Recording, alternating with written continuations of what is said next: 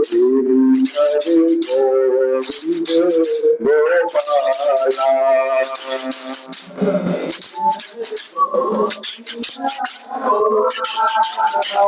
भज भज भज मोहन नंदलाला।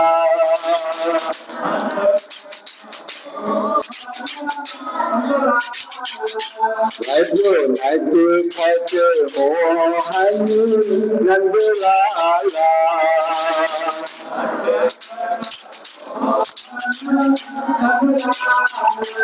भज गिरिधर गोविंद गोपाला।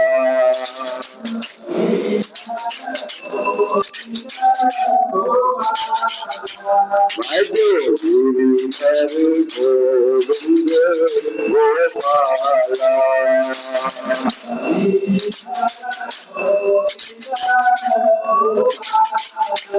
बोलिए वृंदावन बिहारी लाल की। प्रेम से बोलिए राधे राधे। प्रेम से बोलिए राधे राधे। प्रेम से बोलिए राधे राधे।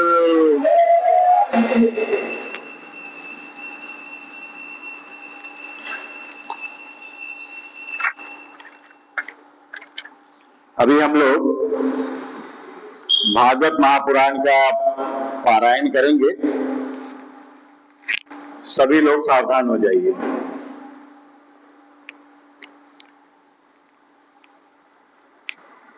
पिछले पारायण में हम लोग तीसरा स्कंद का पहला अध्याय पढ़े थे। तीसरा स्कंद का पहला अध्याय। अभी हम लोग तीसरे स्कंद का दूसरा अध्याय पढ़ेंगे, अथा द्वितीयो अध्याय। विषय है उद्धव जी द्वारा भगवान की बाल लीलाओं का वर्णन। उद्धव जी द्वारा भगवान की बाल लीलाओं का वर्णन उद्धव जी बता रहे हैं विदुर जी को। श्री सुखदेव जी कहते हैं, जब विदुर ने परम भक्त उद्धव से इस प्रकार उनके प्रीतम श्री कृष्ण से संबंध रखने वाली बातें पूछी, तब उन्हें अपने स्वामी का स्मरण हो आया और वे हृदय भर आने के कारण कुछ भी उत्तर ना दे सके। जब ये 5 वर्ष के थे, तब बालकों की तरह खेल में ही श्री कृष्ण की मूर्ति बनाकर उसकी सेवा पूजा में ऐसे तन्मय हो जाते थे कि कलेरे के लिए माता के बुलाने पर भी उसे छोड़कर नहीं जाना चाहते थे। मतलब उद्धव जी भगवान के बहुत बड़े भक्त थे। उद्धव जी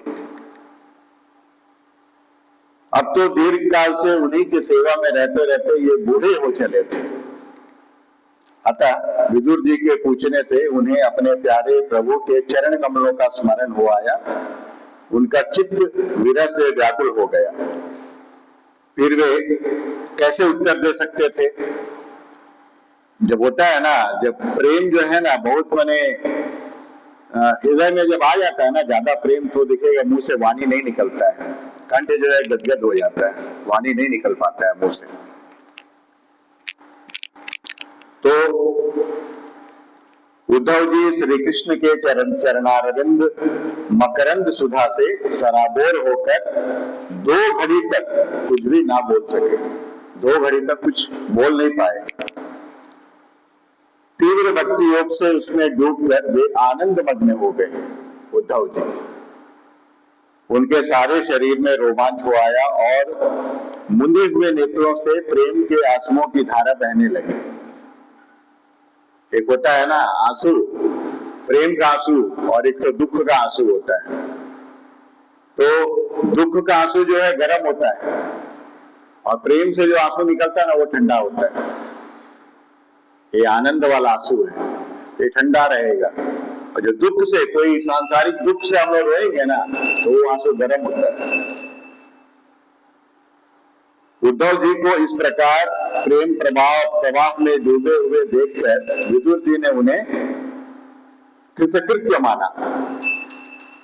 कृतकृत्य का मतलब होता है जो हम लोग यहाँ करने आए हैं, माने भगवान जिस काम के लिए हमको भेजा है उसको हमने कर दिया, उसको बोला जाता है कृतकृत्य। तीन चीज होता है, एक होता है कृतकृत्य होता है, प्राप्त प्राप्तव्य होता है, एक होता है ज्ञात ज्ञातव्य होता है।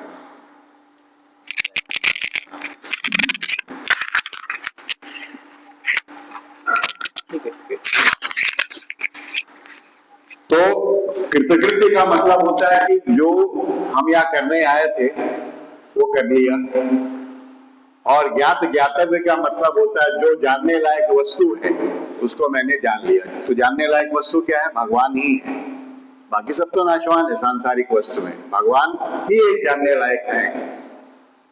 जो हमेशा रहता है वही जानने लायक होता है, जो आज है कल नहीं है वो जानने लायक नहीं है। और प्राप्त प्राप्तव्य मतलब जो प्राप्त करने योग्य वस्तु है उसको प्राप्त कर लिया, उसी को बोला जाता है कृतकृत्य, ज्ञात ज्ञातव्य, प्राप्त प्राप्तव्य।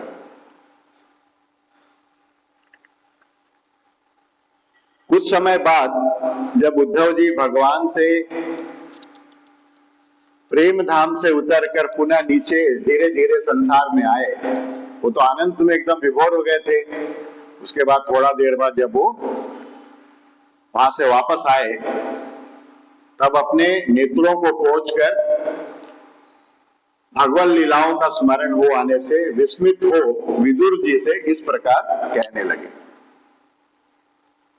उद्धव जी बोले, विदुर जी, श्री कृष्ण रूप सूर्य के छिप जाने से हमारे घरों को काल रूप अजगर ने खा डाला है।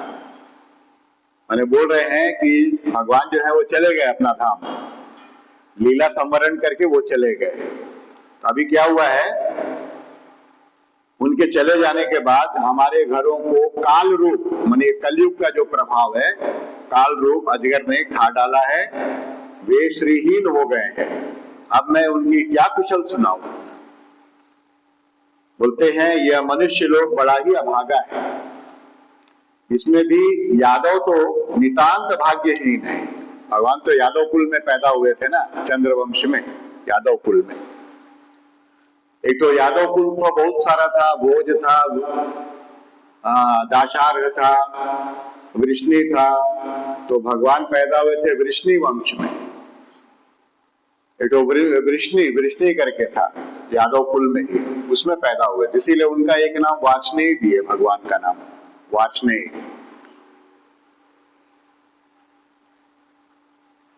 बोलते हैं कि यह मनुष्य लोग बड़ा ही अभागा है, इसमें भी यादव तो नितांत भाग्यहीन है, जिन्होंने निरंतर श्री कृष्ण के साथ रहते हुए भी उन्हें नहीं पहचाना।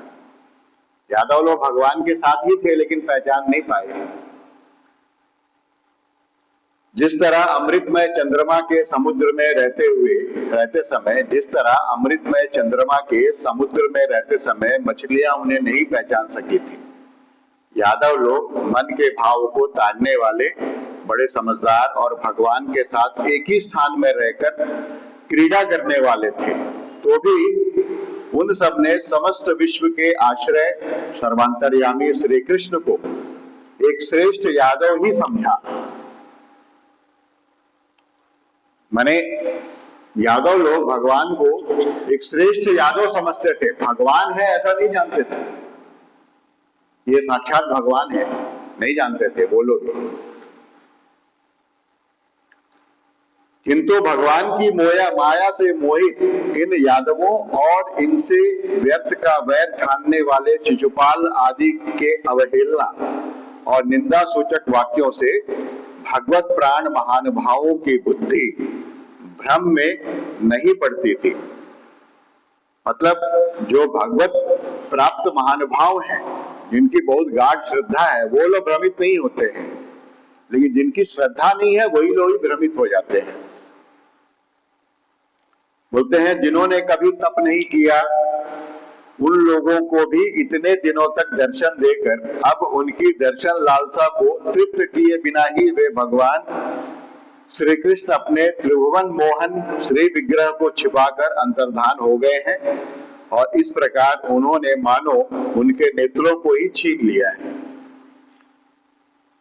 भगवान ने अपनी योग माया का प्रभाव दिखाने के लिए मानव लीलाओं के योग्य जो दिव्य श्री विग्रह प्रकट किया था, वह इतना सुंदर था कि उसे देखकर सारा जगत तो मोहित हो ही जाता था, वे स्वयं भी विस्मित हो जाते थे।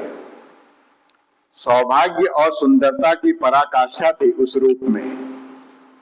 बोलते हैं भगवान का रूप जो है इतना मनमोहक था, इतना मनमोहक था, बोलते हैं कि 1 करोड़ कामदेव भी उनके सामने कुछ नहीं।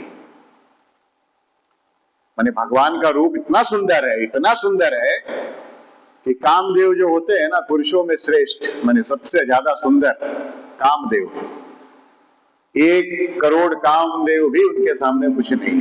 इतना सुंदर थे भगवान। उनका साकार विग्रह, सगुण साकार रूप इतना सुंदर था कि पुरुष भी मोहित हो जाते थे स्त्री भाव से। और राम जी गए थे वनवास में ना, तो दंडकारण्य में बहुत ऋषि लोग उनको देखे थे, उनको देख के तो मोहित हो गए थे स्त्री भाव से। तो भगवान बोले कि तुम लोग अगले जन्म में आना, द्वापर युग में गोपियां बन के, द्वापर युग में गोपियां बन के आना, गोपी भाव में। आशीर्वाद दिए थे भगवान।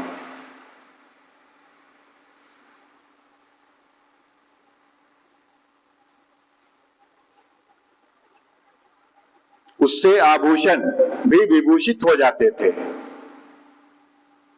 धर्मराज युधिष्ठिर के राजसू यज्ञ में जब भगवान के उस नयनाभिराम रूप पर लोगों की दृष्टि पड़ी थी, तब त्रिलोकी ने यही माना था कि मानव सृष्टि की रचना में विधाता की जितनी चतुराई है सब इसी रूप में पूरी हो गई है।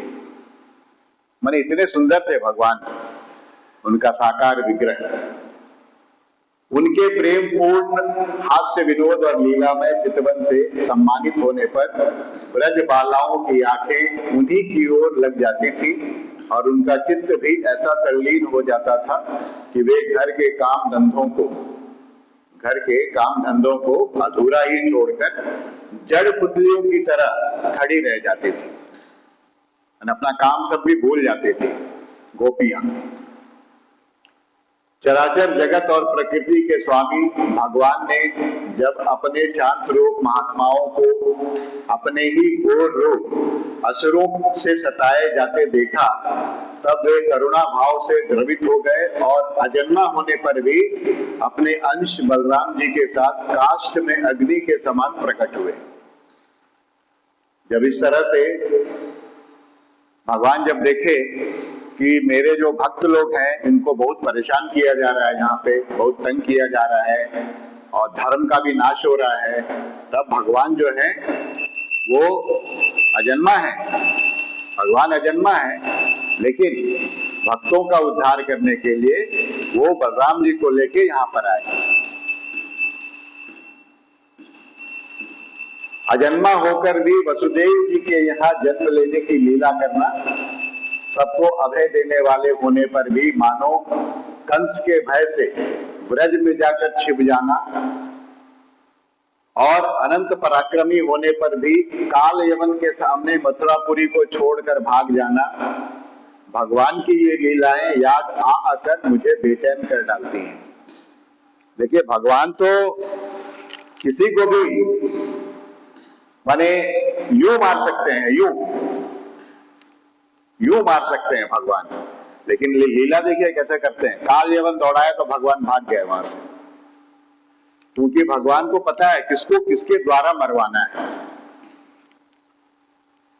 देखिए जरासंध को भगवान भी मार सकते थे, लेकिन भीम से मरवाए जरासंध को। और काल यवन एक राक्षस था, वो जरासंध भेजे थे काल यवन को। जरासंध को काल यवन को जरासंध भेजे थे, तो काल यवन आए तो भगवान भागने लगे। क्यों? डर के नहीं, उनकी लीला ऐसा है, भागने लगे। भागते भागते भागते एक गुफा में ले गए।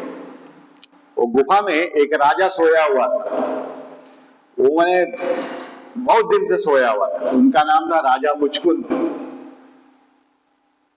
वो राजा कौन थे? वो मतलब देवासुर संग्राम में देवताओं का असुरों का जब संग्राम हुआ था ना, तो राजा मुचकुंद जो है देवताओं के पक्ष से लड़ाई लड़े थे। बहुत दिन चला था लड़ाई, दिन रात। बहुत दिन होने के बाद में राजा बहुत थक गए, तो देवता लोग बोले वर मांगो, वर मांगो। बोला हमको एकदम आराम से सोना है। वो राजा थे ना, बहुत बड़ा राजा थे, राम के पूर्वज थे राजा मुचकुंद। बोला हमको सोना है और मेरा सोने में विघ्न नहीं होना चाहिए। तो देवता लोग बोले ठीक है, जाओ उस गुफा में जाके सो जाओ, वहां प्राय कोई नहीं जाता उस गुफा के अंदर में जाके वहां सो जाओ, और कोई अगर आके तुमको डिस्टर्ब कर देगा, तुम जैसे ही देखोगे वो भस्म हो जाएगा। तो उसी गुफा में जाके वो सो गए, और इतना गाढ़ नींद में सो गए कि वो सालों साल वो सोते रहे। तो जब काल यवन भगवान श्री कृष्ण को ललकारा, तो भगवान श्री कृष्ण क्या किए? मार सकते थे, लेकिन भगवान श्री कृष्ण देखिए, जिससे मरवाना उसी से मरवाते हैं, अपने भी नहीं मारते हैं। हम लोग आगे पढ़ेंगे, वो वृत्रासुर करके एक राक्षस था, उसको भगवान मार सकते थे लेकिन मारे नहीं, उनको इंद्र के द्वारा मरवाए। आगे हम लोग पढ़ेंगे। तो भगवान भाग के उसी गुफा में गए। गुफा में जाके क्या किया? अपना जो पीताम्बर है ना, वो राजा मुचकुंद के ऊपर में डाल दिए और अपने छिप गए वहां पर। तो कालयवन गया, देखा, बोला हो तुम यहाँ छुप के बैठ गया है, सो गया है। बोल के उसको एक लात मारा राजा को। जैसे ही लात मारा ना, तो राजा का नींद खुला, और जैसे ही देखा कालयवन वहां भस्म हो गया। तो भगवान ये सब लीला करते हैं, तो उनका एक नाम पड़ गया रणछोड़। भगवान का एक नाम है रणछोड़, माने जब जरासंध आया था ना, 18वां बार जब युद्ध करने आया था, मथुरा पर आक्रमण किया, तो 17 बार तो भगवान हरा दिए थे उसको, जरासंध को 17 बार हराए। एक बार में वो 21 अक्षौणी सेना लेके आता था। मतलब देखिए, महाभारत का युद्ध में कौरव के पक्ष में 11 अक्षौणी, पांडव के पक्ष में 7 अक्षौणी था, दोनों मिला के 18 अक्षौणी। तो जरासंध जब आक्रमण करता था ना मथुरा में, 21 अक्षौणी सेना लेके आता था, तो सबको मार देते थे, जरासंध को खाली छोड़ देते थे भगवान। तो बलराम जी बोले तेरा बात हमको समझ में आया, सबको मार दे रहा, इसको छोड़ दे रहा जरासंध को। बोला इसको इसलिए छोड़ रहे हैं ना, ये जाएगा फिर सेना इकट्ठा करेगा, फिर दुष्टों को लेके आएगा मेरे सामने, और मेरा काम क्या? हम लोग आए किस लिए? पाप का भार, जो पाप बढ़ी है ना, उसको कम करने के लिए हम लोग आए हैं। तो पापी लोगों को मारेंगे तो पाप कम होगा। तो जरासंध अच्छा आदमी था नहीं, तो उसके साथ भी जो आएंगे वैसे ही आएंगे सब लोग। तो बोले कि इसको जाने दो, ये फिर इकट्ठा करके ले आएगा सेना और दुष्ट राजाओं को, तो फिर मारेंगे सबको। इस तरह से 17 बार जरासंध को मारे नहीं, छोड़ दिए। तो 18वां बार क्या किया जरासंध ना, वो जानते थे भगवान श्री कृष्ण ब्राह्मणों का बहुत आदर करते हैं, तो वो बहुत सारा ब्राह्मण को बंदी बना लिए जरासंध, और बोले कि इस बार हम जा रहे हैं आक्रमण करने, और इस बार अगर हम हार जाएंगे कृष्ण से तो तुम लोग सबको मार देंगे ब्राह्मणों को। ये बात तो भगवान अंतर्यामी है, ये तो जान गए। बोले मेरे चलते वो ब्राह्मण मारा जाएगा, ब्राह्मण लोग मेरा भक्त है, सब मारा जाएगा। तो जरासंध जब आक्रमण किए, मैंने आक्रमण क्या किया, वो आने का पहले ही मथुरा छोड़ के द्वारका चले गए, वहां नगरी बना लिए द्वारका में, समुद्र में। गुजरात से उस तरफ है ना समुद्र, अरब सागर है, वहां में द्वारका बनवाए, और मथुरा से शिव यहां से वहां चले गए, क्योंकि जरासंध का वैर तो उसी के साथ था, कृष्ण के साथ, क्योंकि वो कंस को मार दिया था ना कृष्ण। तो कंस का 2 बेटी जो है ब्याह था जरा इसको कंस के साथ, जरासंध। अपनी 2 बेटियों का ब्याह किया था कंस के साथ, तो उनकी दोनों बेटी विधवा हो गई थी। ख्याति और प्राप्ति उनका नाम था बेटियों का। वो दोनों बेटियां जो है विधवा हो गई थी, तो वो क्रोध था कि मेरा दामाद को ये मार दिया है कृष्ण, इसीलिए वो आक्रमण करता था बार बार मथुरा पे। तो भगवान क्या किए, वहां से छोड़ के चले गए द्वारका, इसीलिए उनको रण छोड़ बोला जाता है। भगवान को रण छोड़ के भाग गए। वो पूरे अनंत कोटि ब्रह्मांड के महानायक वही हैं, वो रण छोड़ के भाग जाएंगे। इस तरह से कभी लोग अपना आनंद के प्रति बोलता है इस तरह से। तो यहां पर बोल रहे हैं कि उन्होंने जब देवकी वसुदेव की चरण वंदना करके कहा कि पिताजी माताजी, कंस का बड़ा भय रहने के कारण मुझसे आपकी कोई सेवा ना बन सकी, आप मेरे इस अपराध पर ध्यान ना देकर मुझ पर प्रसन्न हो। श्री कृष्ण की ये बातें जब याद आती हैं तब आज भी मेरा चित्त अत्यंत व्यथित हो जाता है। उद्धव जी बोल रहे हैं, जिन्होंने काल रूप अपने भ्रुकुटी विलास से ही पृथ्वी का सारा भार उतार दिया था, उन श्री कृष्ण के पाद पद्म पराग का सेवन करने वाला ऐसा कौन पुरुष है जो उसे भूल सके। आप लोगों ने राजसू यज्ञ में प्रत्यक्ष ही देखा कि श्री कृष्ण से द्वेष करने वाले शिशुपाल को वह सिद्धि मिल गई जिसकी बड़े बड़े योगी भली भांति योग साधना करके स्पृहा करते रहते हैं। देखिए, शिशुपाल जी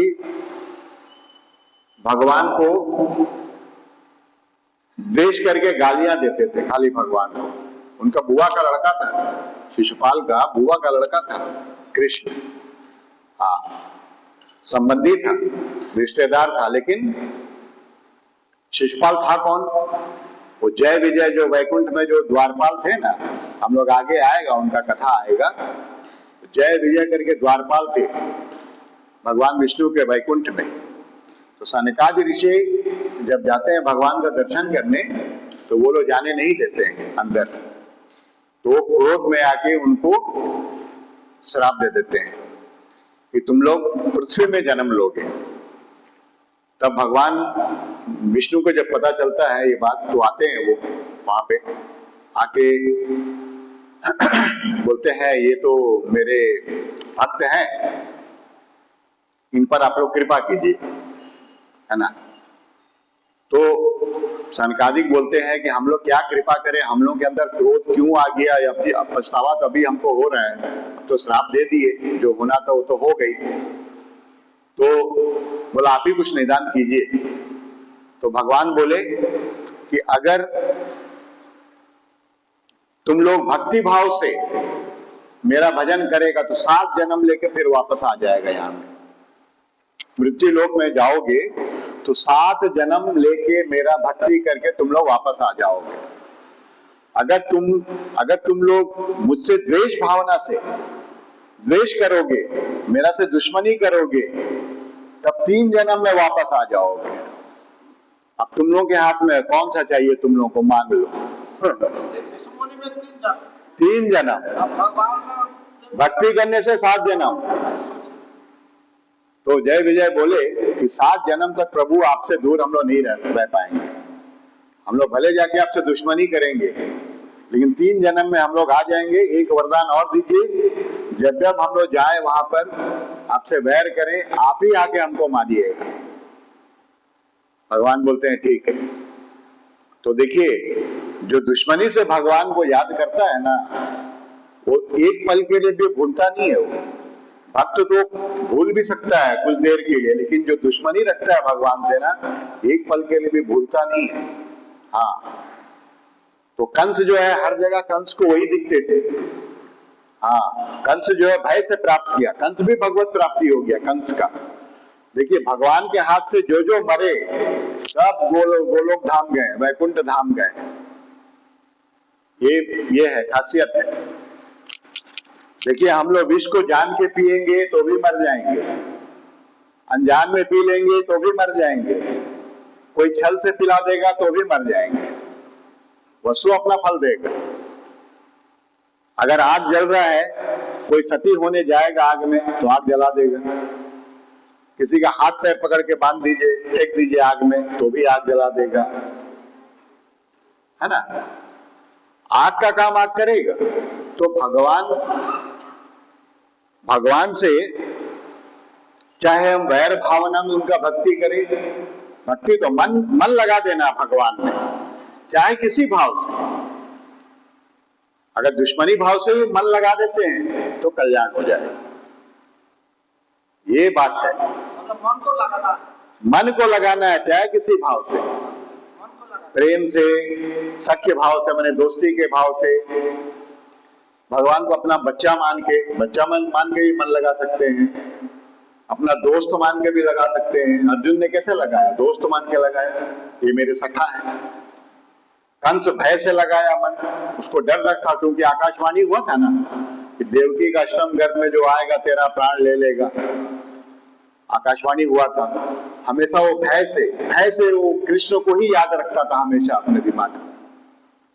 हमेशा खाना लेके आता था उसका सेवक लोग, तो खाना में भी कृष्ण को ही नजर आता था, खाना फेंक देता था। हाँ, कुछ कपड़ा पहनता तो कपड़ा में भी कृष्ण दिखता था, कपड़ा फेंक देता था। इतना भय से वो याद करता था हमेशा। तो क्या हुआ? कंस उनके हाथों मारा गया और गोलोक चला गया। सबका वही गति हुआ, वही बोल रहे हैं यहां पर।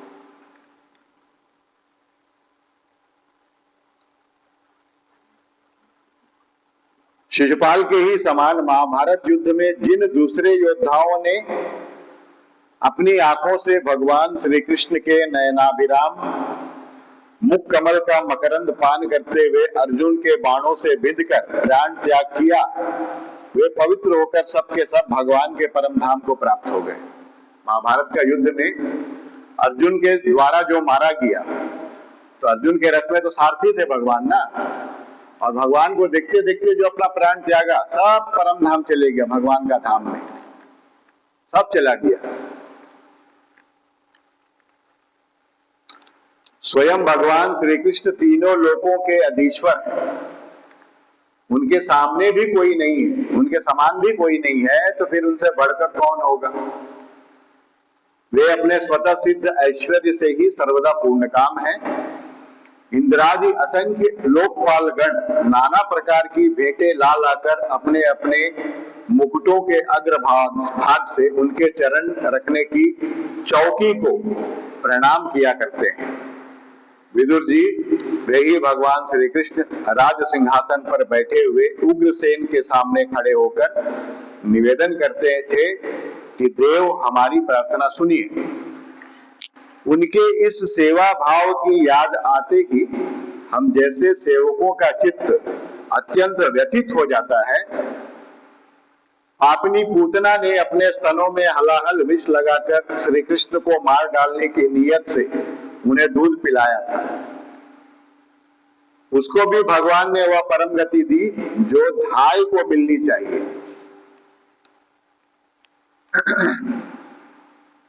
देखिए, हम लोग पहले एक बार बात किए थे इस विषय में। पूतना कौन थी? पूतना थी राजा बलि की बेटी, बहन थी। हाँ, बहन या बेटी थी? बेटी थी लगता है।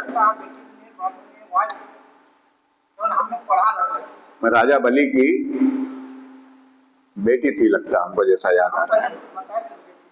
उनका नाम था रत्नमाला, रत्नमाला उनका नाम था।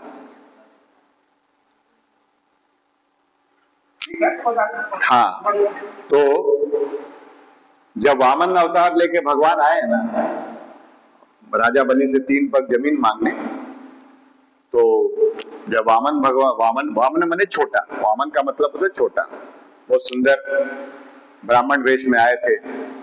जब आए तो उनकी जो बेटी थी या बहन जो भी थी, रत्नमाला नाम था।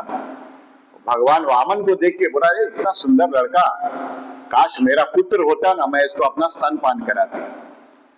ऐसा उनके मन में आया। तो भगवान तो अंतर्यामी है, वो समझ गए, बोले तथास्तु, तेरा इच्छा जरूर पूर्ण करेंगे हम। उसके बाद जब राजा बलि से 3 पग भूमि ले लिए, वामन भगवान, और एक पैर से भूमि, एक पैर से आकाश। बोले तीसरा पैर कहाँ रखें? तो बलि जी बोले मेरे सर पे रखिए, है ना।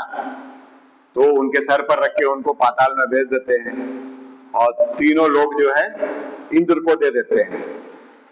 ये जब घटना हुआ तब जो उनकी बहन जो है ना, उनका जो मातृभाव जो था भगवान के प्रति, इतना सुंदर मेरा बालक होता, मेरा बच्चा होता तो मैं इसको अपना स्तनपान कराती, उनका भाव जो है बदल गया उस समय।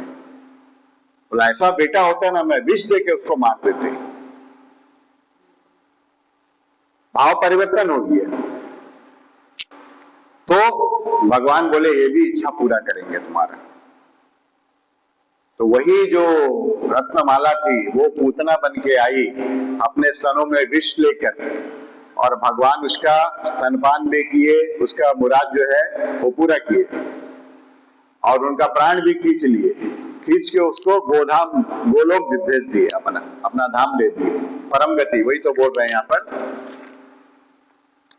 पापनी पूतना ने अपने स्तनों में हलाहल विष लगाकर श्री कृष्ण को मार डालने की नीयत से उन्हें दूध पिलाया था। उसको भी भगवान ने वह परम गति दी जो धाई को मिलनी चाहिए। धाई बोलते हैं हम लोग, पहले बच्चों को देखने आया करती थी घर में, उसको धाई बोलते हैं ना। क्या बोलते हैं? धाई। जो बच्चों की सेवा करने आती थी घर में, धाई बोलते हैं उसको, है ना। हाँ, बेटी थी ना, बेटी।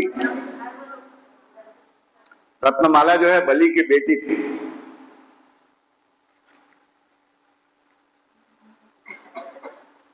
उन भगवान श्री कृष्ण के अतिरिक्त और कौन दयालु है जिसकी शरण ग्रहण करे।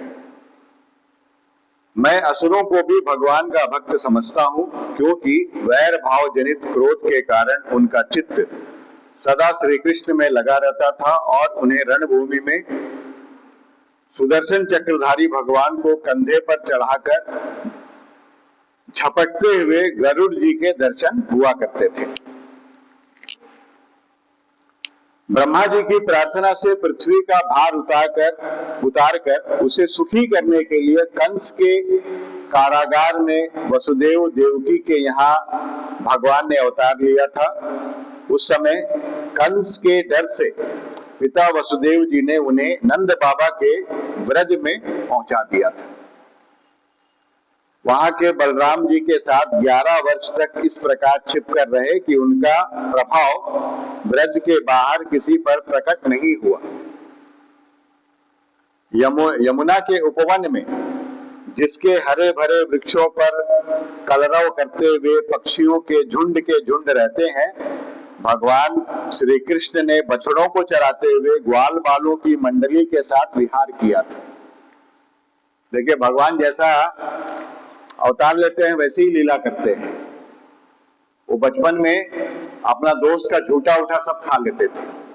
उन लोगों का इसमें साचार लेके खा लेना, उन लोगों का जूठन खा लेना, इस तरह का करते थे वो, इस तरह का लीला। अभी तो ब्रह्मा जी को ही मोह हो गया। ब्रह्मा जी ये सब देख रहे थे, बोले ये भगवान है, ऐसा कर रहे हैं, उनका जूठन खा ले रहे हैं, उनके गोद में सर रख के सो जा रहे हैं, उनके कंधा में हाथ डाल के चल रहे हैं, ये भगवान है। तो ब्रह्मा जी आए थे परीक्षा लेने। ब्रह्मा जी को भी मोह हो गया। बताइए, पूरे संसार के रचयिता तो वही है ना, रचना वही की है, उनको भी मोह हो गया। तो इसीलिए बोला जाता है कि भगवान का लीला देखने से मोह हो जाता है, और लीला सुनने से मोह दूर हो जाता है।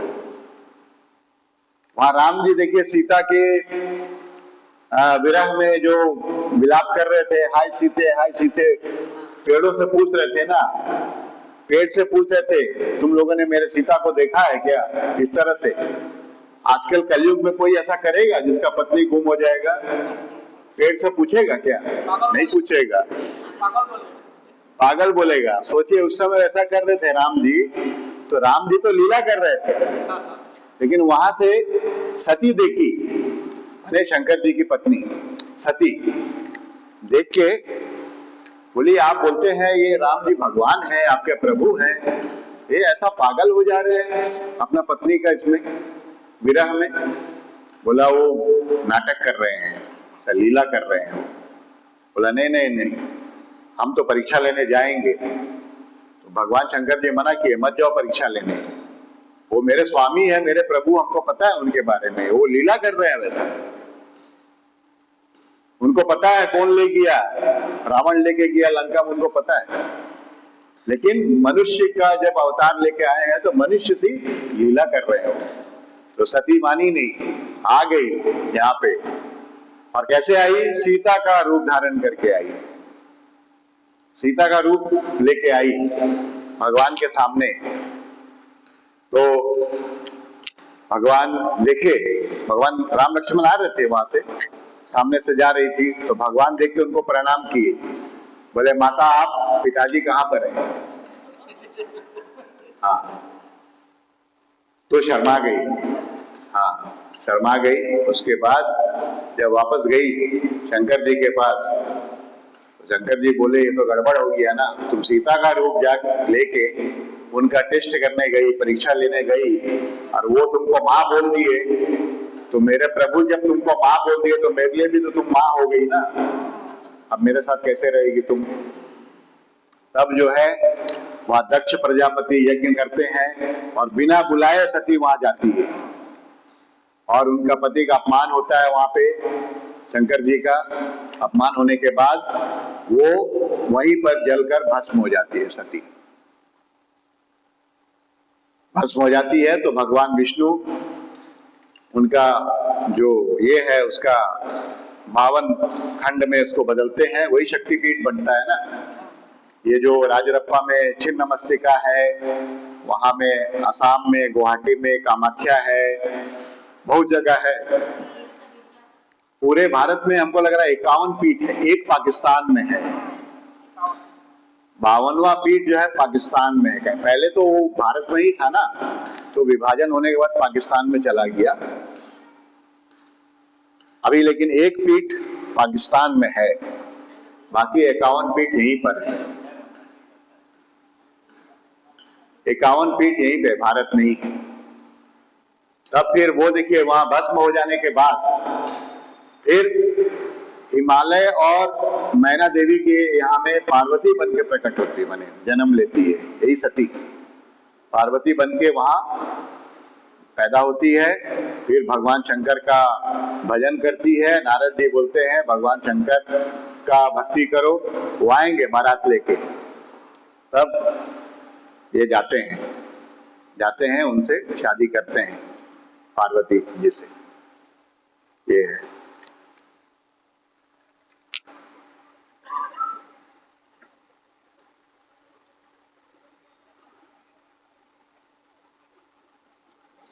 वे ब्रजवासियों की दृष्टि आकृष्ट करने के लिए अनेकों बाल लीला उन्हें दिखाते थे। कभी रोने से लगते, कभी हंसते, कभी सिंह शावक के समान मुग्ध दृष्टि से देखते। फिर कुछ बड़े होने पर वे सफेद बैल और रंग बिरंगी शोभा की मूर्ति गौओं को चराते हुए अपने साथी गोपों को बांसुरी बजा बजा कर रिझाने लगे। इसी समय जब कंस ने उन्हें मारने के लिए बहुत से मायावी और मनमाना रूप धारण करने वाले राक्षस भेजे, तब उनको खेल ही खेल में भगवान ने मार डाला। जैसे बालक खिलौनों को तोड़ फोड़ डालता है, कालिया नाग का दमन करके विष मिला हुआ जल पीने से मरे हुए ग्वाल बालों और गौओं को जीवित कर उन्होंने उन्हें काली दह का निर्दोष जल पीने की सुविधा कर दी। भगवान श्री कृष्ण ने बढ़े हुए धन का सद्व्यय कराने की इच्छा से श्रेष्ठ ब्राह्मणों के द्वारा नंद बाबा से गोवर्धन पूजा रूप गोयज्ञ करवाया, यज्ञ भी करवाए, गोवर्धन का पूजा करवाए। इससे अपना मान भंग होने के कारण जब इंद्र ने क्रोधित होकर ब्रज का विनाश करने के लिए मूसलधार जल बरसाना आरंभ किया, तब भगवान ने करुणावश खेल ही खेल में छत्ते के समान गोवर्धन पर्वत को उठा लिया और अत्यंत घबराए हुए ब्रजवासियों की तथा उनके पशुओं की रक्षा की। संध्या के समय जब सारे वृंदावन में शरद के चंद्रमा की चांदनी छिटक जाती, तब श्री कृष्ण उसका सम्मान करते हुए मधुर गान करते और गोपियों के मंडल की शोभा बढ़ाते हुए उनके साथ रास विहार करते। इति श्रीमद् भागवते महापुराणे पारमहंस्यां संहितायां तृतीय स्कंधे विदुरोद्धव संवादे द्वितीयो अध्यायः। यहाँ पर तीसरे स्कंद का दूसरा अध्याय समाप्त हो गया है। तो थोड़ा हम लोग भजन कर लेते हैं, फिर तीसरा अध्याय हम लोग चालू करेंगे। अध्याय अथ तृतीयो अध्यायः, भगवान के अन्य लीला चरित्रों का वर्णन। उद्धव जी कर रहे हैं विदुर जी को।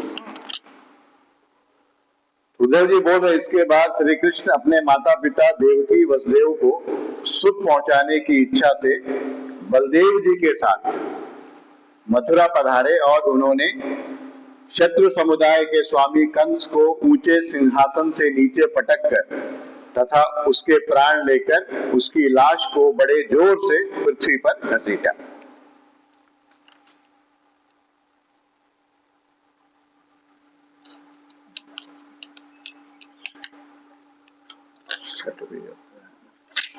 सांदीपनी मुनि के द्वारा एक बार उच्चारण किए हुए सांगोपांग वेद का अध्ययन करके दक्षिणा स्वरूप उनके मरे हुए पुत्र को पंचजन नामक राक्षस के पेट से लाकर दे दिया। मने पंचजन, इसी से उनका नाम पांचजन्य हुआ। वो शंख रूपी राक्षस था। उनके वहां से उनका पुत्र जो है अपने गुरु दक्षिणा में उनका पुत्र उनको लाके वापस दिए थे भगवान, माने यमलोक से ही लाके दिए थे। वो तो मर ही चुका था, तो भगवान जो है सर्व समर्थ वहां से लेके आए, यमपुरी से लाकर दे दिया। भीष्मक नंदिनी रुक्मिणी के सौंदर्य से अथवा रुक्मी के बुलाने से जो शिशुपाल और उसके सहायक वहां आए थे, उनके सिर पर पैर रखकर गांधर्व विधि के द्वारा विवाह करने के लिए अपनी नित्य संगिनी रुक्मिणी को वे वैसे ही हरण कर लाए जैसे गरुड़ अमृत कलश को ले आए थे। भगवान जो है गांधर्व विवाह किए थे रुक्मिणी से। किसी को हर के ले जाकर शादी करना उसको गांधर्व विवाह बोला जाता है। लेकिन ये रुक्मिणी जी की मर्जी से हुआ था, बिना मर्जी के नहीं हुआ था। रुक्मिणी जी का विवाह शिशुपाल के साथ होने का था, तो रुक्मिणी जी को पसंद नहीं था, क्योंकि वो तो लक्ष्मी की अवतार थी ना। तो उनका मन तो भगवान श्री कृष्ण में लगा हुआ था। तो वो एक चिट्ठी लिख के एक दूत को भेजी थी द्वारका, ऐसे ऐसे मेरा विवाह जो है तय हो गया है, इस डेट में आएगा शिशुपाल, तो मैं उनसे शादी करना नहीं चाहती, मैं तो आपको अपना पति मान ली और आपके शरण में हूं। तब भगवान वहां से आए, आके रुक्मिणी जी को यहां से हर के ले गए थे इनकी मर्जी से। इसीलिए उसको गांधर्व विवाह बोला जाता है।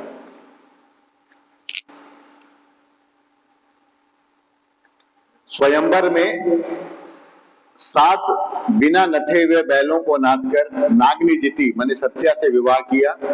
इस प्रकार मान भंग हो जाने पर मूर्ख राजाओं ने शस्त्र उठाकर राजकुमारी को छीनना चाहा। तब भगवान श्री कृष्ण ने स्वयं बिना घायल हुए अपने शस्त्रों से उन्हें मार डाला। भगवान विषी पुरुषों की सी लीला करते हुए अपनी प्राण प्रिया सत्यभामा को प्रसन्न करने की इच्छा से उनके लिए स्वर्ग से कल्प वृक्ष उखाड़ लाए। कल्प वृक्ष यहाँ नहीं था, स्वर्ग में था, लेकिन वहां से लेके आए भगवान। उस समय इंद्र ने क्रोध से अंधे होकर अपने सैनिकों सहित उन पर आक्रमण कर दिया, क्योंकि वह निश्चय ही अपनी स्त्रियों का क्रीड़ा मृग बना हुआ था। देखिए इंद्र भी नहीं पहचान पाए कि ये कृष्ण है, उन पर आक्रमण कर दिए जब कल्प वृक्ष लेके आए।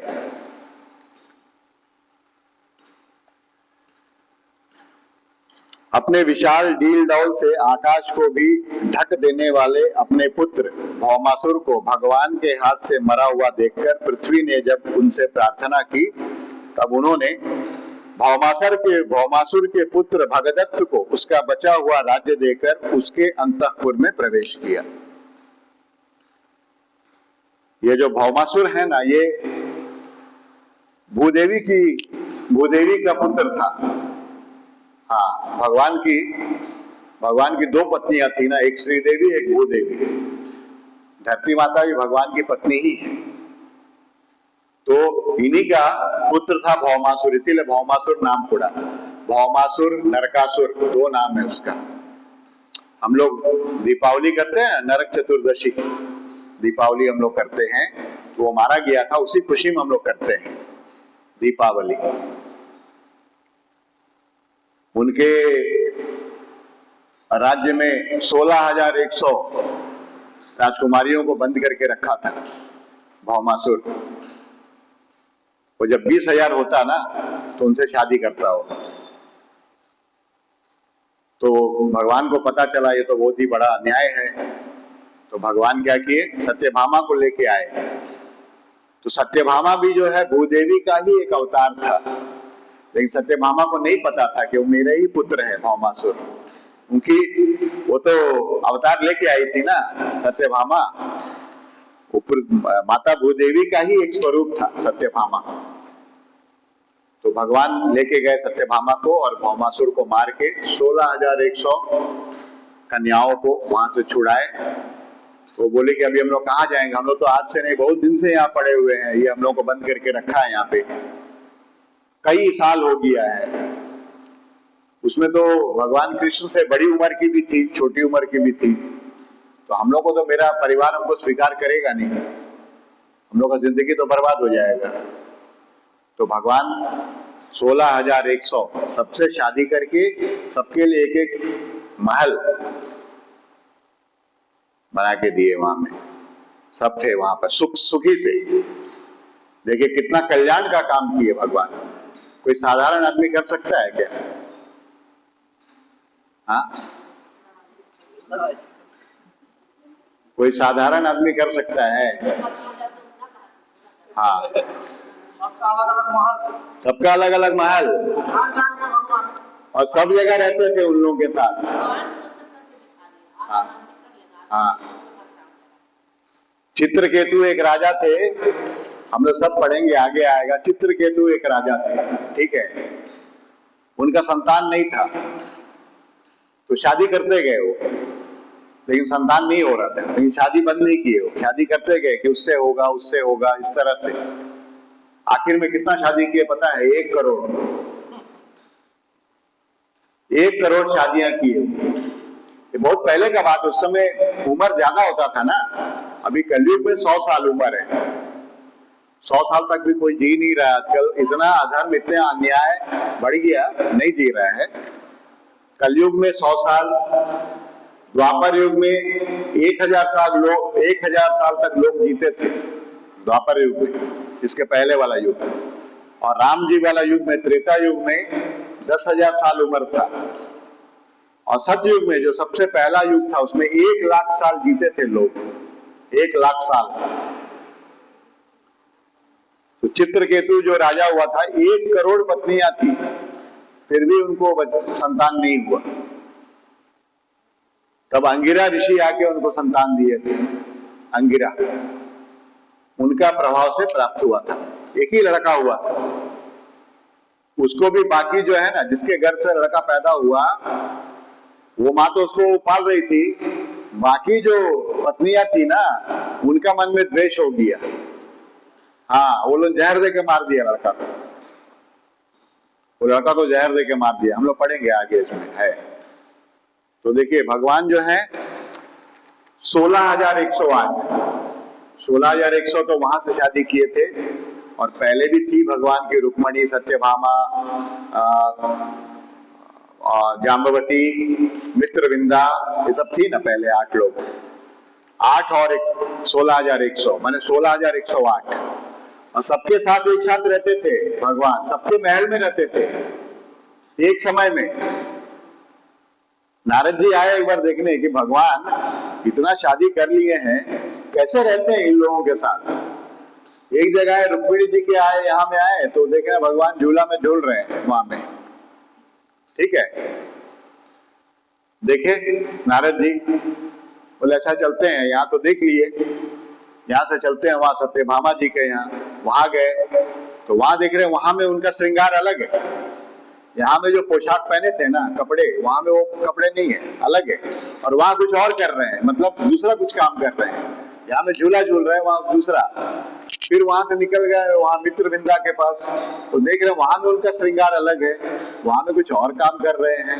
फिर वहां से दूसरा जगह गए, वहां देख रहे हैं वहां कुछ अलग पोशाक पहने हुए हैं, वहां में उनका अलग श्रृंगार है, वहां कुछ और लीला कर रहे हैं। तो मैंने ये तो भगवान ही कर सकते हैं ऐसा ना, एक समय में इतने लोगों के सबके साथ हैं।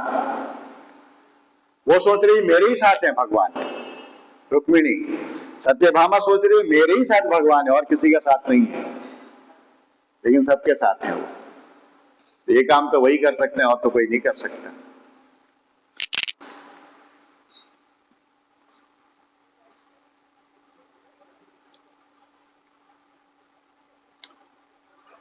तो देखिए यहां पर बोल रहे हैं, वहां भौमासुर द्वारा हर कर लाई हुई बहुत सी राजकन्याएं थी। वे दीन बंधु श्री कृष्ण चंद्र को देखते ही खड़ी हो गई और सबने महान हर्ष, लज्जा एवं प्रेम पूर्ण चितवन से तत्काल ही भगवान को पति रूप में वर्ण कर लिया। तब भगवान ने अपनी निज शक्ति योग माया से उन ललनाओं के अनुरूप उतने ही रूप धारण कर उन सबका अलग अलग महलों में एक ही मुहूर्त में विधिवत पानी ग्रहण किया। 16,100 रूप भगवान धारण कर लिए और अलग अलग महल में उनके साथ शादी की, पानी ग्रहण किया, शादी की। अपनी लीला का विस्तार करने के लिए उन्होंने उनमें से प्रत्येक के गर्भ से सभी गुणों में अपने ही समान 10-10 पुत्र उत्पन्न किए। भगवान का जो 16,108 माने पत्नियां थी ना, सबके गर्भ से 10-10 पुत्र, अपने समान पुत्र उत्पन्न किए। जब काल यवन, जरासंध और शाल्वादी ने अपनी सेनाओं से मथुरा और द्वारिकापुरी को घेरा था, तब भगवान ने निज जनों को अपनी अलौकिक शक्ति देकर उन्हें स्वयं मरवाया था। शंबर, विविध, बाणासुर, मुर, बलवल तथा दंतवक्र आदि अन्य योद्धाओं में से भी किसी को उन्होंने स्वयं मारा था और किसी को दूसरों से मरवाया। इसके बाद उन्होंने आपके भाई धृतराष्ट्र और पांडु के पुत्रों का पक्ष लेकर आए हुए राजाओं का भी संहार किया, जिनके सेना सहित कुरुक्षेत्र में पहुंचने पर पृथ्वी डगमगाने लगी थी। कर्ण, दुशासन और शकुनी की खोटी सलाह से जिसकी आयु और श्री दोनों नष्ट हो चुकी थी तथा भीमसेन की गदा से जिसकी जांग टूट चुकी थी, उस दुर्योधन को अपने साथियों के सहित पृथ्वी पर पड़ा देखकर भी उन्हें प्रसन्नता ना हुई। वे सोचने लगे, यदि द्रोण, भीष्म, अर्जुन और भीमसेन के द्वारा इस 18 अक्षोणी सेना का विपुल संहार हो भी गया तो इससे पृथ्वी का कितना भार हल्का हुआ। अभी तो मेरे अंशरूप प्रद्युम्न आदि के बल से बड़े हुए यादवों का दुस्सह दल बना ही हुआ है, क्योंकि ये सब तो किए भगवान। उसके बाद उनका जो यादव कुल था ना, बहुत शक्तिशाली था, बहुत शक्तिशाली। उन लोगों को कोई जीत नहीं पाता था, इतना शक्तिशाली था। बोला तो ये लो रहेगा तो ये लोग बर्बाद करेगा, उनका भी वो नाश करवाए, अपने कुल का भी नाश करवा दिए भगवान। हाँ, ये लोग भी भार है, आगे जाके ये भी करेगा, वैसे अपने कुल का भी नाश करवाए भगवान। बोलते हैं, अभी तो मेरे अंशरूप प्रद्युम्न आदि के बल से बड़े हुए यादवों का दुस्सह दल बना ही हुआ है, जब ये मधुपान से मतवाले हो लाल लाल आंखें करके आपस में लड़ने लगेंगे, तब इससे ही इनका नाश होगा। देखिए, वो यादव सेना को जो है ना, कोई मार नहीं सकता था, इतना बलशाली था वो लोग। तो भगवान बोले ये लोग आपस में लड़ेगा तो ही मरेगा। तो वो लोग जो है ना, वारुणी मदिरा पीकर आपस में लड़ गया सब। यदुवंश एक वारुणी मदिरा है, वो पीकर इतना मतवाला हो गया कि आपस में लड़ गया सब, आपस में लड़के सब मर गया। भगवान अपना भार उतार दिए, फिर परम धाम चले गए। बोलते जब ये मधुपान से मतवाले हो लाल लाल आंखें करके आपस में लड़ने लगेंगे, तब उससे ही इसका नाश होगा, इसके सिवा और कोई उपाय नहीं है। असल में मेरे संकल्प करने पर ये स्वयं ही अंतर्धान हो जाएंगे। यो सोचकर भगवान ने युधिष्ठिर को अपनी पैतृक राजगद्दी पर बैठाया और अपने सभी सगे संबंधियों को सत्पुरुषों का मार्ग दिखाकर आनंदित किया। उत्तरा के उदर में जो अभिमन्यु ने पुरु वंश का बीज स्थापित किया था, वह भी अश्वत्थामा के ब्रह्मास्त्र से नष्ट हो चुका था। अश्वत्थामा जब ब्रह्मास्त्र चलाया था, वो नष्ट हो गया था गर्भ, लेकिन भगवान जो है उसे बचा लिए, भगवान बचा लिए उस गर्भ को। उन्होंने धर्मराज युधिष्ठिर से 3 अश्वमेध यज्ञ करवाए और वे भी श्री कृष्ण के अनुगामी होकर अपने छोटे भाइयों की सहायता से पृथ्वी की रक्षा करते हुए बड़े आनंद से रहने लगे। विश्वात्मा भगवान ने भी द्वारकापुरी में रहकर लोक और वेद की मर्यादा का पालन करते हुए सब प्रकार के भोग भोगे, किंतु सांख्य योग की स्थापना करने के लिए उनमें कभी आसक्त नहीं हुए। मधुर मुस्कान, स्नेहमयी चितवन, सुधामयी वाणी, निर्मल चरित्र तथा समस्त शोभा और सुंदरता के निवास अपने श्री विग्रह से लोक परलोक और विशेषतया यादवों को आनंदित किया तथा रात्रि में अपनी प्रियाओं के साथ क्षणिक अनुराग युक्त होकर समयोचित विहार किया और इस प्रकार उन्हें भी सुख दिया। इस तरह बहुत वर्षों तक विहार करते करते उन्हें गृहस्थ आश्रम संबंधी भोग सामग्रियों से वैराग्य हो गया। ये भोग सामग्रियां ईश्वर के अधीन हैं और जीव भी उन्हीं के अधीन है। बोलते सब भगवान के अधीन है, जितना भोग सामग्री है सब भगवान के अधीन है और हम लोग भी भगवान के अधीन है, हम लोग सब माया के अंडर में है।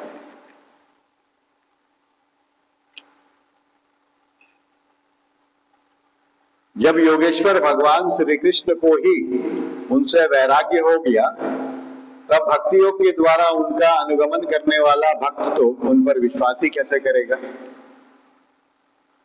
एक बार द्वारकापुरी में खेलते हुए यदुवंशी और भोजवंशी बालकों ने खेल खेल में कुछ मुनीश्वरों को चिढ़ा दिया। यदुवंशी लोग, तब यादव कुल का नाश ही भगवान को अभीष्ट था, यह समझकर उन ऋषियों ने बालकों को शाप दे दिया। इसके कुछ ही महीने बाद भावी वश वृष्णि, भोज और अंधक वंशी यादव बड़े हर्ष से रथों पर चढ़कर प्रभास क्षेत्र को गए। वहां स्नान करके उन्होंने उस तीर्थ के जल से पितर, देवता और ऋषियों का तर्पण किया तथा ब्राह्मणों को श्रेष्ठ गोवे दी। उन्होंने सोना, चांदी, शैया, वस्त्र, मृगचर्म, कंबल, पालकी, रथ, हाथी, कन्याएं और ऐसी भूमि जिससे जीविका चल सके तथा नाना प्रकार के सरस अन्न भी भगवद अर्पण करके ब्राह्मणों को दिए। इसके पश्चात गौ और ब्राह्मणों के लिए ही प्राण धारण करने वाले उन वीरों ने पृथ्वी पर सिर टेककर उन्हें प्रणाम किया। तो यहाँ पर ये अध्याय समाप्त हो गया है। इति श्रीमद्भागवते महापुराणे पारमहंस्यां संहितायां तृतीय स्कंधे विदुरोद्धव संवादे तृतीयो अध्यायः। अभी समय है प्रभु।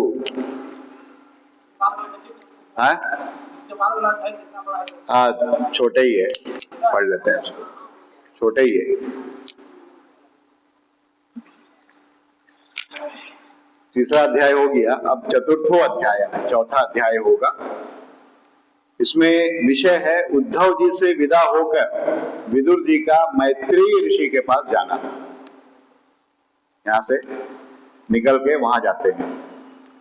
उद्धव जी ने कहा, फिर ब्राह्मणों की आज्ञा पाकर यादवों ने भोजन किया और वारुणी मदिरा पी। मदिरा माने शराब, उसका नाम है वारुणी। अमृत मंथन से निकला था वारुणी, वारुणी मदिरा। वो 14 रत्न में एक है। अमृत मंथन में 14 रत्न प्रकट हुए थे ना। सबसे पहले क्या आया था? विष आया था सबसे पहले, उसके बाद कामधेनु, इस तरह से।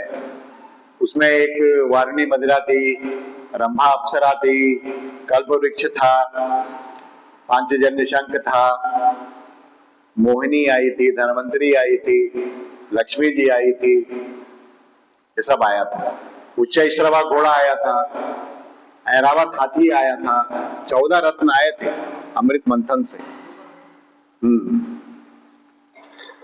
तो वारुणी मदिरा जो है ना, वो पी के वो लोग सब मतवाला हो गया, उससे उनका ज्ञान नष्ट हो गया।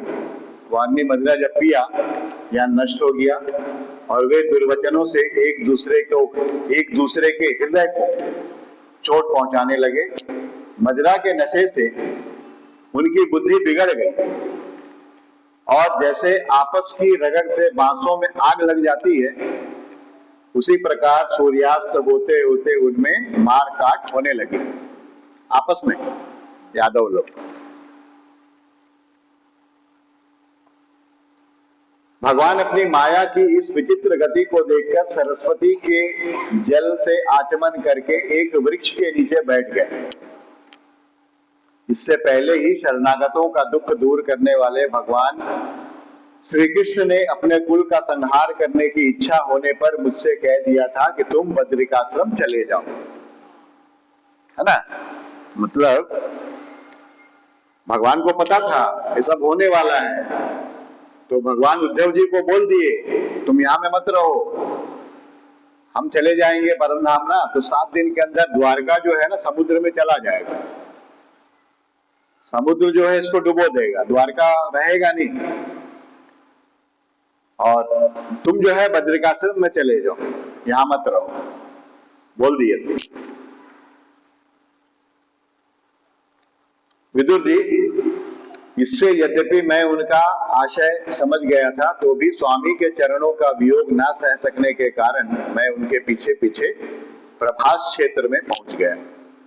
वो बद्रिकाश्रम नहीं गए, प्रभास क्षेत्र में गए जहां भगवान गए थे। वहां मैंने देखा कि जो सबके आश्रय हैं, किंतु जिनका कोई और आश्रय नहीं है, वे प्रियतम प्रभु शोभाधाम श्याम सुंदर सरस्वती के तट पर अकेले ही बैठे हैं। दिव्य विशुद्ध सत्वमय अत्यंत सुंदर श्याम शरीर है, शांति से भरी रत्नारी आंखें हैं, उनकी 4 भुजाएं और रेशमी पीतांबर देखकर मैंने उनको दूर से ही पहचान लिया। वे एक पीपल के छोटे से वृक्ष का सहारा लिए बाईं जांग पर दाया चरण रखकर बैठे थे। भोजन पान का त्याग कर देने पर भी वे आनंद से प्रफुल्लित हो रहे थे।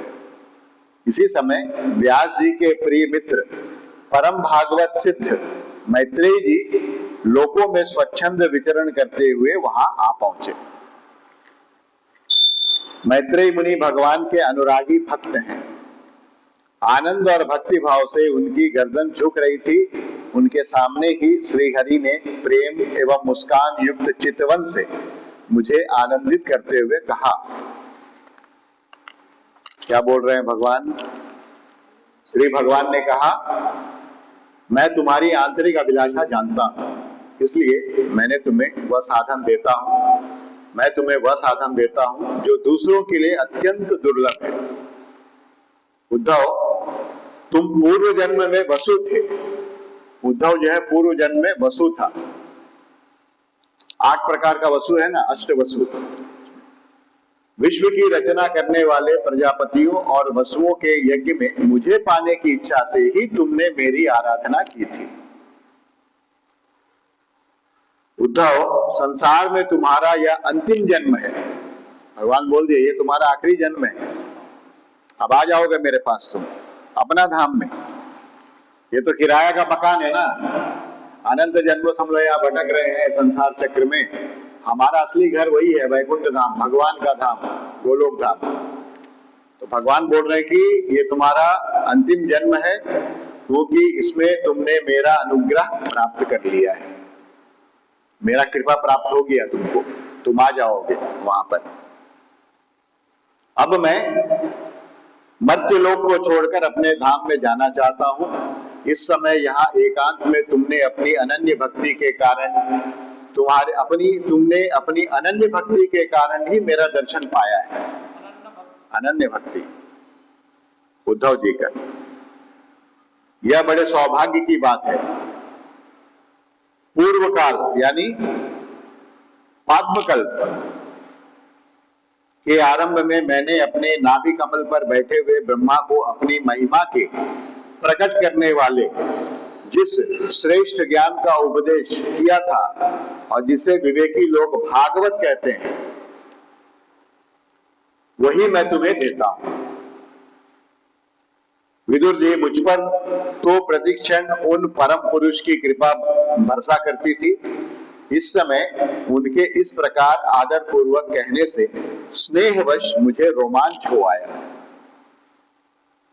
मेरी वाणी गदगद हो गई और नेत्रों से आंसुओं की धारा बहने लगी।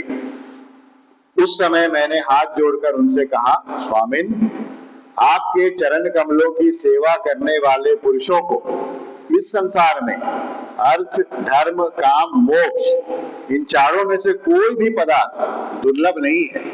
अगर भगवान को जो प्रसन्न कर लेगा उसके लिए कोई चीज दुर्लभ होगा? संसार में ऐसा कोई वस्तु होगा जो उसको नहीं मिलेगा?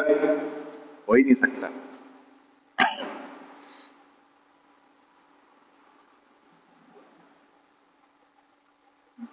तथापि मुझे उनमें से किसी की इच्छा नहीं है। मैं तो केवल आपके चरण कमलों की सेवा के लिए ही लालायित रहता हूं। मुझको अर्थ, धर्म, काम, मोक्ष नहीं चाहिए, मुझको मोक्ष भी नहीं चाहिए। मैं आपकी चरण सेवा चाहता हूं, आपके चरण कमलों में अपना स्थिति चाहता हूं, बोल रहे हैं।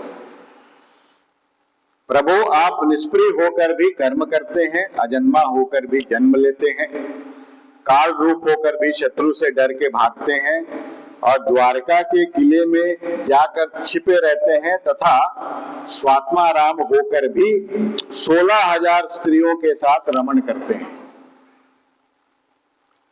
इन विचित्र चरित्रों को देखकर विद्वानों की बुद्धि भी चक्कर में पड़ जाती है। विद्वान लोग बोलेगा 16,000 रानियों के साथ में रहता है और ये भगवान है, बोलते हैं ना, हम ही लोग बोलते हैं, हमारे सनातन धर्म में ही बोलते हैं। दूसरे धर्म वालों को छोड़ दीजिए, हमारे सनातन धर्म में ही बोलते हैं कि भगवान आपका, दूसरे धर्म वाले को क्या बोलते हैं, आपका भगवान कैसा है? आपका वो भगवान है, इतना गोपियों के साथ विहार कर रहा है, रासलीला कर रहा है, इतना शादियां किया, वो भगवान है। इसका तत्व वो लोग नहीं जानते हैं। हाँ, वो रासलीला को गंदा नजर से देख रहे हैं। हम लोग में भी, हमारे सनातन धर्मी भी रासलीला को गलत मानते हैं। रासलीला गलत नहीं था, हम लोग इसमें पढ़ेंगे आगे में। रासलीला था जीवात्मा का परमात्मा से मिलन।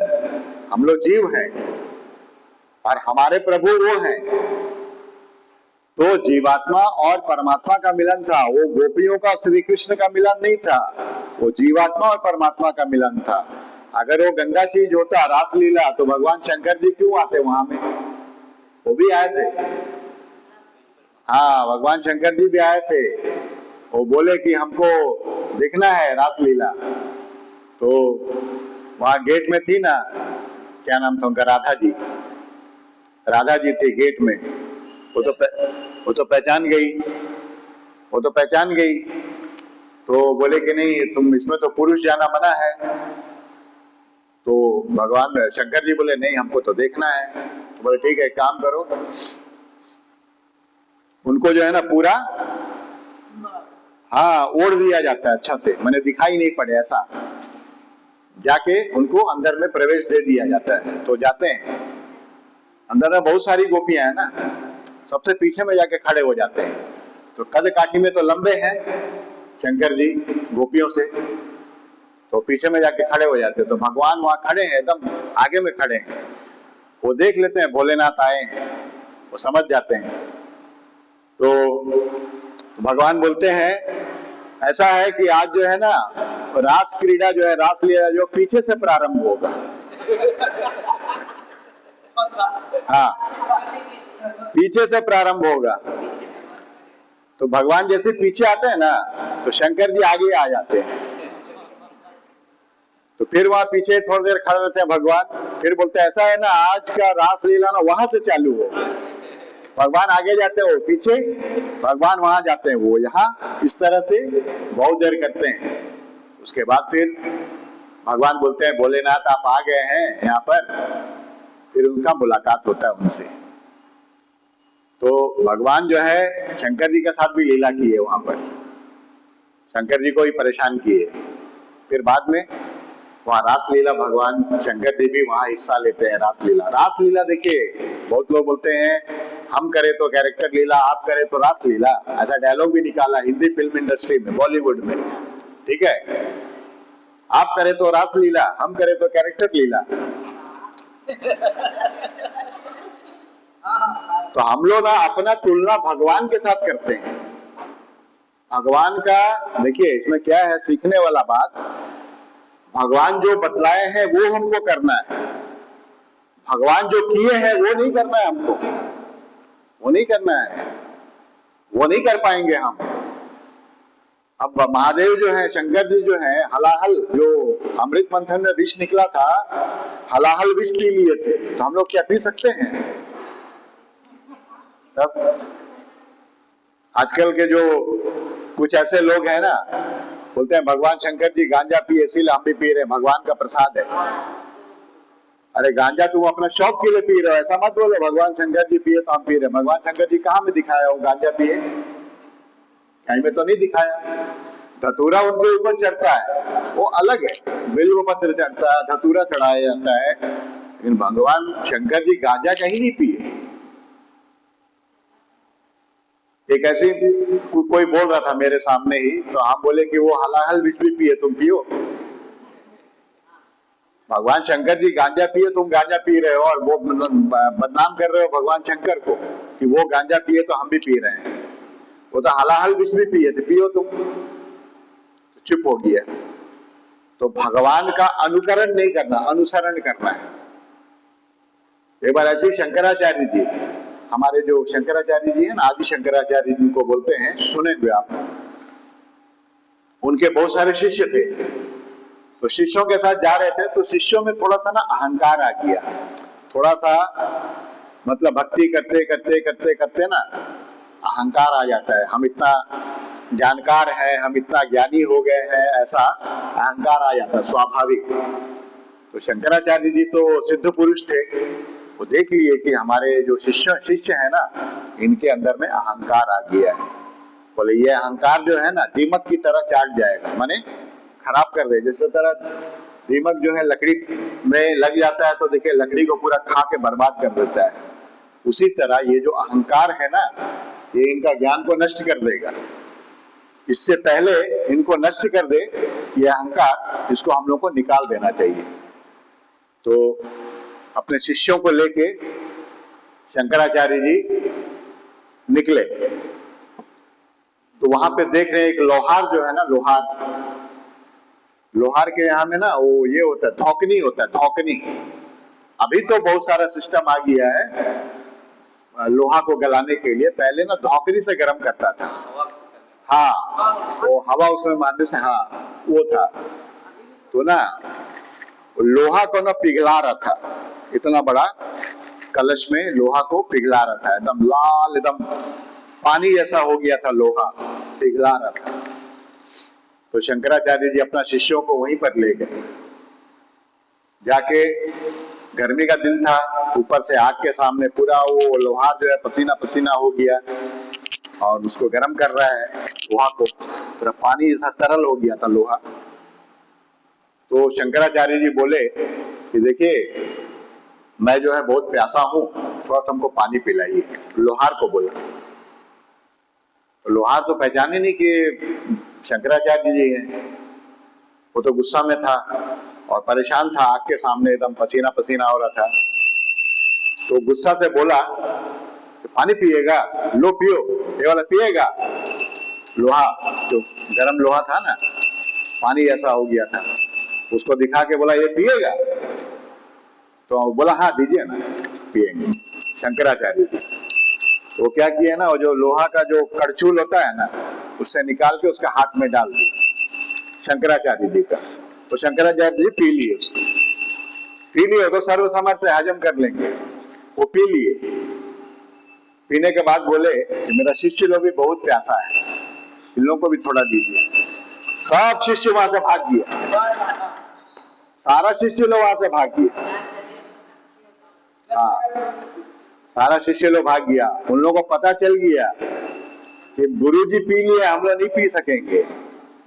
तब जब भाग गया तो शंकराचार्य जी भी वहां से चले गए। बाद में शिष्य लोग जब आए ना, थोड़ा देर बाद, बोले कि देखो हम जैसा करते हैं ना वैसा मत करो, हम जो बोलते हैं ना वैसा करो, मेरी आज्ञा का पालन करो। हम जैसा कर रहे हैं वैसा मत करो, वैसा तुम लोग अभी नहीं कर पाओगे। जब तुम लोग में भी ये सामर्थ्य आ जाएगा तब तुम लोग कर पाओगे। इसीलिए गुरु के वचनों का पालन हम लोग को करना है। गुरु जैसा करते हैं वैसा नहीं करना है हमको। तो भगवान जैसा करते हैं वैसा हमको नहीं करना है, भगवान की आज्ञाओं का पालन करना है हमको। कि वो जैसा करते हम लोग नहीं कर पाएंगे है ना। वो 6 दिन का थे तो पूतना को मार दिए थे, हम लोग मार सकेंगे? 6 दिन का बच्चा थे, पूतना को मार दिए, तो भगवान ही कर सकते हैं ना वैसा। तो यहां पर बता रहे हैं कि आपका स्वरूप सर्वथा अबाध और अखंड है, फिर भी आप सलाह लेने के लिए मुझे बुलाकर जो भोले मनुष्यों की तरह बड़ी सावधानी से मेरी सम्मति पूछा करते हैं, प्रभु आपकी वह लीला मेरे मन को मोहित सा कर देती है। स्वामिन, अपने स्वरूप का गूढ़ रहस्य प्रकट करने वाला जो श्रेष्ठ एवं समग्र ज्ञान आपने ब्रह्मा जी को बतलाया था, वह यदि मेरे समझने योग्य हो तो मुझे भी सुनाइए, जिससे मैं भी इस संसार दुख को सुगमता से पार कर जाऊं। जब मैंने इस प्रकार अपने हृदय का भाव निवेदित किया, तब परम पुरुष कमल नयन भगवान श्री कृष्ण ने मुझे अपने स्वरूप की परम स्थिति का उपदेश दिया। इस प्रकार पूज्यपाद गुरु श्री कृष्ण ने आत्म तत्व की उपलब्धि का साधन सुनकर तथा उन प्रभु के चरणों की वंदना और परिक्रमा करके मैं यहाँ आया हूँ। इस समय उनके विरह से मेरा चित्त अत्यंत व्याकुल हो रहा है। विदुर जी, पहले तो उनके दर्शन पाकर मुझे आनंद हुआ था, किंतु अब तो मेरे हृदय को उनकी विरह व्यथा अत्यंत पीड़ित कर रही है। अब मैं उनके प्रिय क्षेत्र बद्रिकाश्रम को जा रहा हूँ, जहाँ भगवान श्री नारायण देव और नर ये दोनों ऋषि लोगों पर अनुग्रह करने के लिए दीर्घकालीन सौम्य दूसरों को सुख पहुंचाने वाली एवं कठिन तपस्या कर रहे हैं। श्री सुखदेव जी कहते हैं, इस प्रकार उद्धव जी के मुख से अपने प्रिय बंधुओं के विनाश का असह्य समाचार सुनकर परम ज्ञानी विदुर जी को जो शोक उत्पन्न हुआ, उसे उन्होंने ज्ञान द्वारा शांत कर दिया। जब भगवान श्री कृष्ण के परिकरों में प्रधान महाभागवत उद्धव जी बद्रिकाश्रम की ओर जाने लगे, कुरुक्षेत्र विदुर जी ने पुरुषश्रेष्ठ विदुर जी ने श्रद्धा पूर्वक उनसे पूछा। क्या पूछा? उद्धव जी, योगेश्वर भगवान श्री कृष्ण ने अपने स्वरूप के गूढ़ रहस्य को प्रकट करने वाला जो परम ज्ञान आपसे कहा था वह आप हमें भी सुनाइए।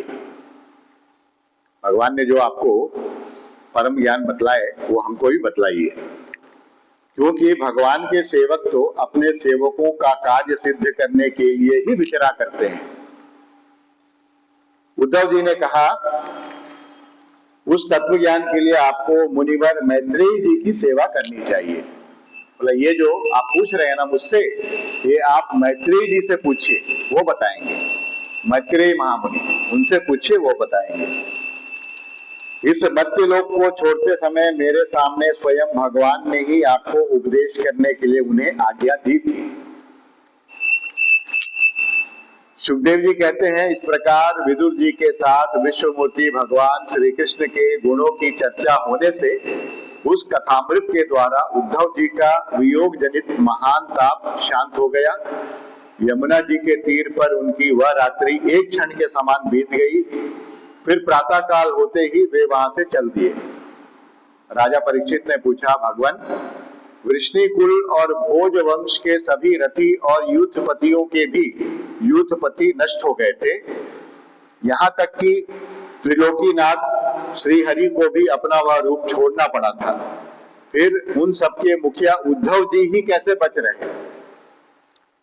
श्री सुखदेव जी ने कहा, जिनकी इच्छा कभी व्यर्थ नहीं होती, उन श्रीहरि ने ब्राह्मणों के शाप रूप काल के बहाने अपने कुल का संहार कर अपने सी विग्रह को त्यागते समय विचार किया। अब इस लोक में मेरे चले जाने पर संयमी शिरोमणि उद्धव ही मेरे ज्ञान को ग्रहण करने के सच्चे अधिकारी हैं।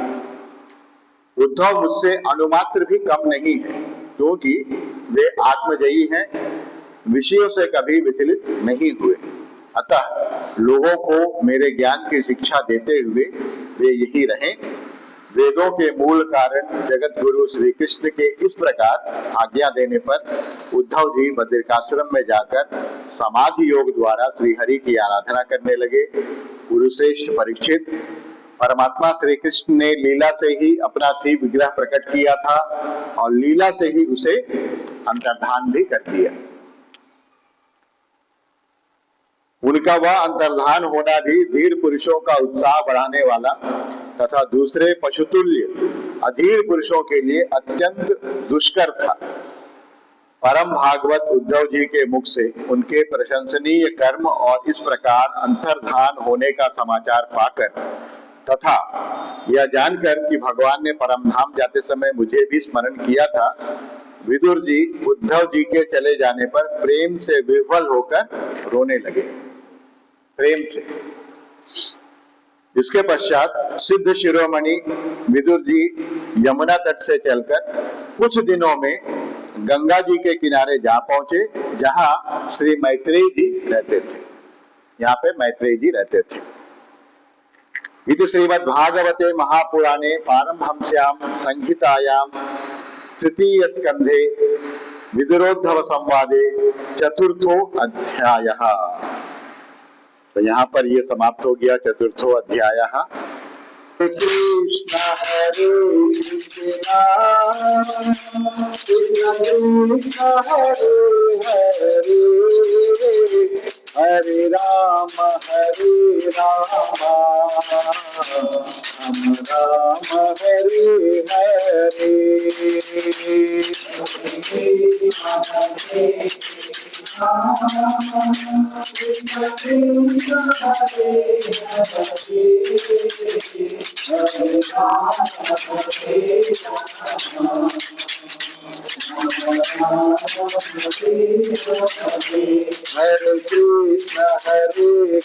कृष्ण कृष्ण कृष्ण हरे हरे हरे राम राम राम हरे हरे।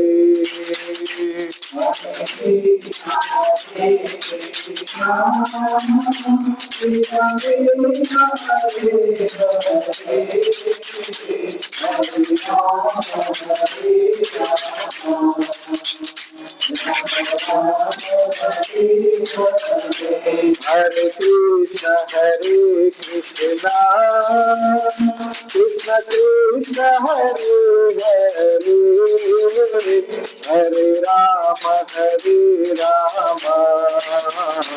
राम राम हरे हरे।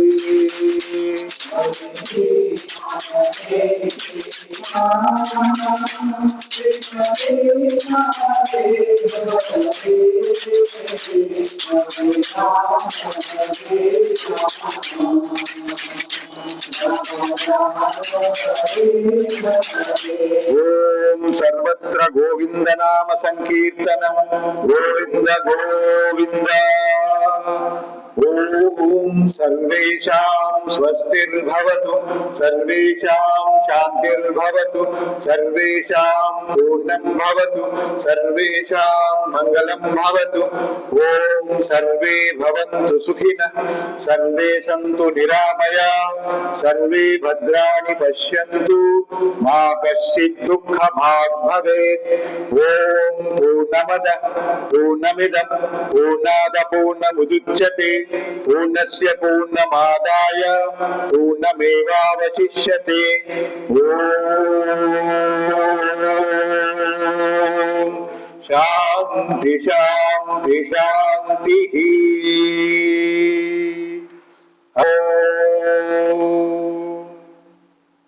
अपने माध्यम से हमारे आसपास की दुनिया में बहे कि देश की सेवा ही भगवानों के भगवान की सेवा है और परमात्मा के प्रति समर्पण है।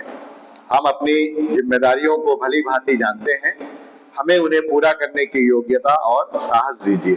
हरिओम तत्सत, हरिओम तत्सत, हरिओम तत्सत, हरिओम।